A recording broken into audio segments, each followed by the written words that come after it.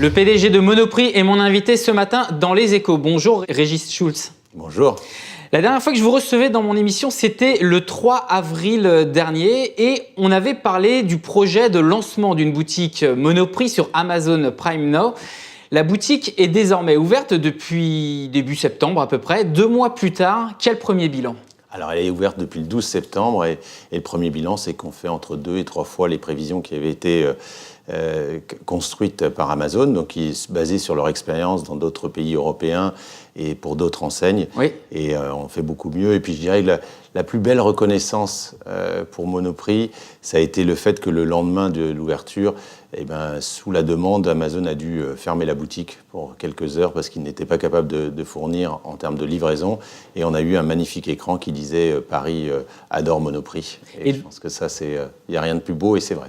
Et de votre côté, pas de problème de logistique face à ce doublement de la demande par rapport à ce qui était anticipé ? On était un peu plus optimiste qu'eux, Oui. et puis on connaît un peu mieux nos clients, donc je pense qu'on était, et puis on connaît mieux nos produits, donc on s'était mis en position de faire mieux, donc on a pu suivre, et puis c'est vrai que la problématique est plus de la livraison que du picking sur les magasins. Une question tout de même, est-ce qu'il y a eu un effet d'annonce, c'est-à-dire un pic de commandes dans les premiers jours et puis c'est retombé, ou est-ce que c'est de la clientèle récurrente qui vient régulièrement, qui a pris cette habitude de faire ses courses de Monoprix sur Amazon Prime Now ? En fait, ce qu'on voit, c'est que c'est récurrent, c'est surtout des très bons clients Prime. Donc c'est vraiment dans ce qu'on s'était dit quand on me pose toujours la question de la cannibalisation. Non, ce sont avant tout des clients Amazon Prime qui n'étaient pas obligatoirement clients Monoprix, qui ont découvert l'assortiment Monoprix.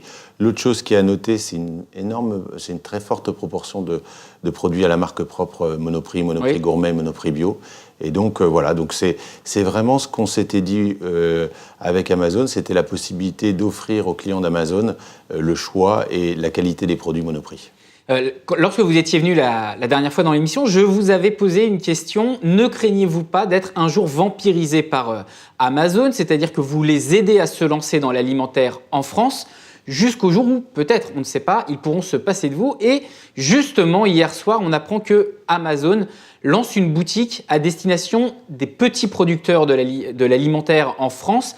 C'est de la vente directe entre producteurs et consommateurs. Est-ce que ça y est, ils ne commencent pas, à l'échelle aujourd'hui des producteurs locaux, à se passer de la grande distribution ? Régis Schultz. Il ne se passe pas de la grande distribution, vu que ça passe par Amazon. Et puis derrière, c'est quelque chose qu'on appelle tous de nos voeux. C'est ce qu'on fait, nous, avec Épicerie. Donc on a le même service où on offre, c'est le petit commerçant qui est autour du magasin Monoprix, dans lequel on offre à nos clients la possibilité, au travers du site Épicerie, de commander. Et donc c'est ce qu'on veut tous faire, c'est de donner plus de choix à nos clients, plus de qualité, et puis de mettre en avant les très beaux producteurs qu'on peut avoir en France. Une dernière question sur Amazon. Le service est aujourd'hui disponible à Paris. Quelles sont les prochaines villes, les prochaines étapes de votre boutique Monoprix sur Amazon en France ? Alors, prochaines étapes, c'est déjà d'offrir surtout Paris. Aujourd'hui, on ne couvre qu'un tiers de Paris. Donc aujourd'hui, on réalise déjà un nombre de commandes très significatif et uniquement sur un tiers de Paris. Donc la priorité, ça va être d'ouvrir le service à tous les Parisiens et on espère bien le réaliser l'année prochaine. Allez, l'actualité également de Monoprix, c'est que vous allez déployer dans l'ensemble de vos magasins un service qui s'appelle Monop Easy. Pour résumer simplement, ce sont les clients qui n'ont plus besoin d'aller à la caisse pour régler leurs achats. Ils les scannent eux-mêmes avec une application. Ils peuvent suivre l'évolution des dépenses en temps réel. Concrètement, comment ça va fonctionner, Régis Schultz ? Alors, en fait, c'est très simplement, vous chargez une application. Donc, une fois que vous avez chargé l'application qui s'appelle Monoprix et moi, vous allez en magasin et à ce moment-là, vous scannez les produits. Et derrière, vous payez et vous sortez du magasin. Et donc, c'est vraiment, ça répond. Aujourd'hui, nous, ce qu'on veut, c'est enlever tous les points de friction, tous les irritants qu'on peut avoir en magasin. Et l'objectif de ça, c'est de dire que pour le client pressé, entre midi et deux, qui veut acheter un sandwich, une boisson, plus besoin de passer par une queue en caisse ou par la caisse avec des gros caddies qui sont devant soi, etc. vous êtes autonome, vous rentrez dans le magasin, vous scannez vos produits, vous ressortez et voilà. Et donc c'est vraiment cette demande-là, sachant qu'on a de l'autre côté développé un service qui est le lâcher de caddie, qui vous permet de laisser votre caddie dans le magasin, on le récupère, on fait le passage en caisse et on vous livre à domicile. Peu importe l'endroit dans le magasin, on le laisse. Quel que soit l'endroit dans le magasin. Donc on est vraiment dans cette logique de dire, à un moment donné, comment on vous donne un service qui soit le meilleur service possible et qu'on enlève les irritants qui sont propres au magasin aujourd'hui. Et si on capte pas de réseau, c'est une question bête, mais après tout, si on capte pas le réseau, ça marche quand même. Voilà. Donc en fait, ce qu'on a fait, on est les seuls au monde à le faire comme ça, c'est que c'est pas lié à la géolocalisation de votre smartphone. En fait, on a besoin juste à l'entrée et à la sortie, donc proche des fenêtres ou proche des vitrines, où là, la plupart du temps, on a du réseau, même dans 99% des cas, on a du réseau vu qu'on l'a testé. Et après, à l'intérieur du magasin, vous êtes autonome et vous n'avez pas besoin de connexion. Si on peut dire les choses comme ça, le génie un peu de McDonald's, c'est d'avoir réussi à ce que les clients débarrassent eux-mêmes leur table, leur plateau. Finalement, là, vous aussi, vous arrivez à ce que ce soit les clients qui fassent le travail du scan des produits et de l'encaissement. Finalement, est-ce que ça réduit vos coûts ou est-ce que ça mobilise des effectifs différemment à l'intérieur d'un magasin? Comment ça change la structure de coûts? En fait, sur la partie monophysique, quelque part, oui, ça donne aux clients, mais c'est vraiment sur des petits paniers. Et puis de l'autre côté, sur la livraison à domicile, on met beaucoup plus de services. Donc en fait, aujourd'hui, on est en train de renforcer le service là où le client en a besoin et lui rendre la vie plus facile. Donc l'objectif pour nous, c'est pas un objectif lié à des coûts, c'est beaucoup plus cet objectif de dire comment je fais que le magasin, on enlève les irritants du magasin par rapport à Internet. Sur Internet, vous allez faire vos courses une fois et puis derrière, on a enregistré votre carte bleue, etc. Et vous n'avez plus besoin de faire un certain nombre de tâches. En magasin, j'ai des clients qui viennent tous les jours chez moi et tous les jours, je leur demande leur carte bleue, tous les jours, je leur demande leur numéro de carte de fidélité.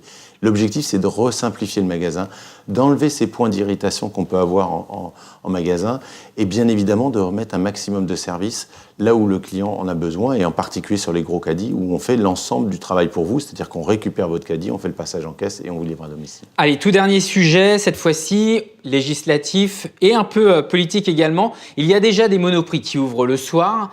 Vous dites qu'aujourd'hui, le cadre n'est pas assez sécurisé pour ce travail le soir. Aujourd'hui, que demandez-vous au gouvernement concernant le travail le soir, également pour prendre en compte les aspérités et les revendications des salariés et qui seront amenés à travailler le soir? Tout à fait. En fait, aujourd'hui, on a un accord d'entreprise qui a été condamné. On a refait un accord d'entreprise.